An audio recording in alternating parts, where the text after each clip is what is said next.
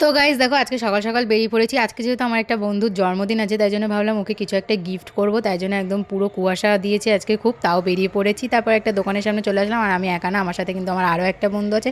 তো আমরা দুজন মিলেই ওকে কিছু গিফট দেবো।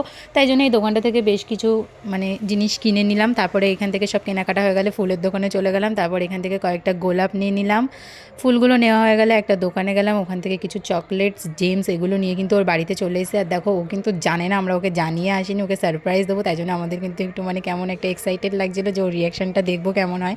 তারপরে ও দেখো দেখলো আমাদেরকে, আর ও দেখে তো পুরো অবাকই হয়ে গেল। তারপরে ও এক একটা করে সব কিছু কিন্তু বের করে করে দেখছিলো। আমরাই বলছিলাম যে দেখ সবগুলো পছন্দ হয়েছে কিনা। তারপর দেখো ওর রিয়াকশানটা দেখো, ও কিন্তু ভীষণ খুশি হয়েছে ফুলগুলোকে পেয়ে। তারপরে ফুলগুলো পেয়ে কিন্তু তারপরেও দেখো সব জিনিসগুলো একটা একটা করে দেখছিল। হয়তো অনেক বেশি কিছু দিতে পারিনি, নিজেদের সামর্থ্য অনুযায়ী যেটা দিয়েছি ভালোবেসে দিয়েছি, আর ওইটা পেয়ে যে খুশি হয়েছে এটাই আমাদের কাছে অনেক।